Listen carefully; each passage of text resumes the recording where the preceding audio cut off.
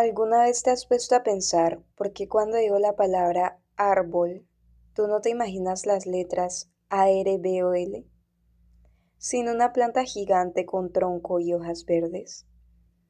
¿Quién decidió que este sonido signifique esa cosa? Hola a todos y sean bienvenidos a Detrás de las Letras, el espacio donde desarmamos el mundo para entender cómo funciona. Hoy nos vamos a meter en la mente de un tipo que revolucionó la forma en que entendemos todo lo que hablamos, escribimos y hasta pensamos. Así es, estoy hablando de Ferdinand de Saussure.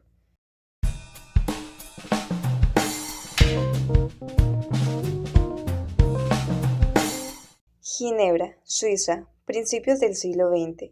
Un profesor universitario dicta sus clases de lingüística. No deja apuntes oficiales. No publica un gran libro. Muere en 1913 pensando, tal vez, que sus ideas se las llevaría el viento. Pero sus alumnos fascinados juntan sus cuadernos de notas y publican un libro que cambió la historia del pensamiento humano para siempre. Hoy viajamos al origen de las palabras y los símbolos de la mano de Ferdinand de Saussure. Sí, y creo que lo interesante es que todos usamos el lenguaje todos los días. Hablamos, escribimos, enviamos mensajes, pero casi nunca nos detenemos a pensar qué es realmente el lenguaje o cómo funciona. Exacto, chicas. Y Saussure fue una de las primeras personas en analizar eso de una manera muchísimo más profunda, ya que, él no solo veía palabras, sino que también notaba las estructuras, relaciones y significados. Entonces, hoy vamos a conversar sobre quién fue, cuáles fueron sus principales aportes y por qué todavía sigue siendo tan importante. ¿Quién fue Saussure? Bueno, Fernand de Saussure fue un lingüista suizo que nació en 1857, considerado el padre de la lingüística moderna. Y eso suena grande, pero realmente lo fue, porque incluso antes de él, el lenguaje se estudiaba mucho desde lo histórico. O sea, solamente se estudiaba desde cómo cambiaban las palabras con el tiempo. Sí, claro, como la evolución del latín al español, por ejemplo. Exactamente, pero Saussure dijo, si eso importa, pero también hay que entender cómo funciona el lenguaje ahora, como sistema.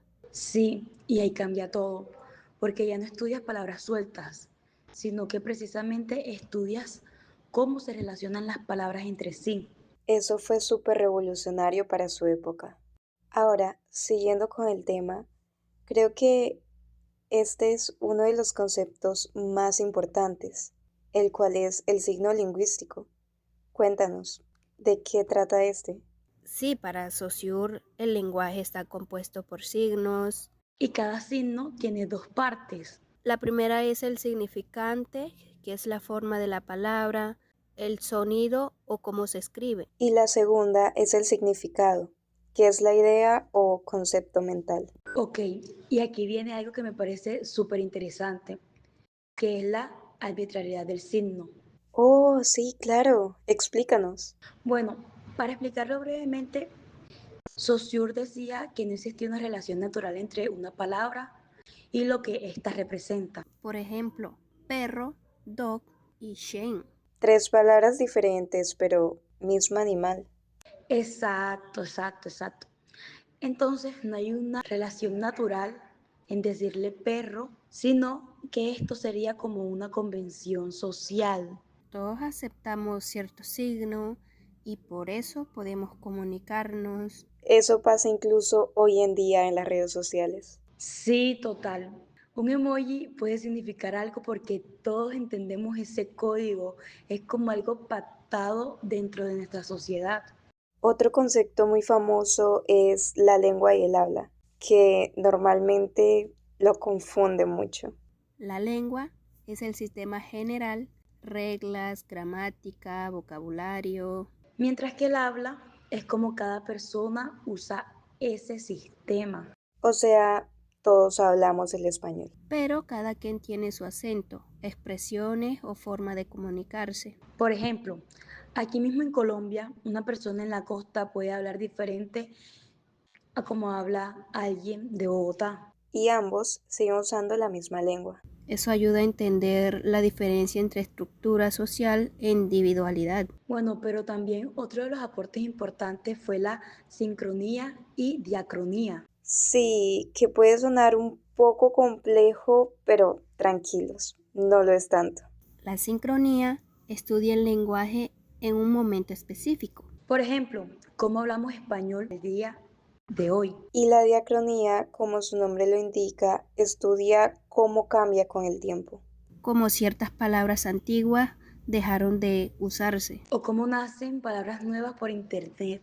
Sí, como esas palabras que utilizamos cotidianamente como stalkear, likear. Eso muestra que el lenguaje está vivo. Esperen, chicas, que estamos hablando de Saussure y no hemos hablado del estructuralismo, Que básicamente estudia cómo los elementos se entienden por relación con otros.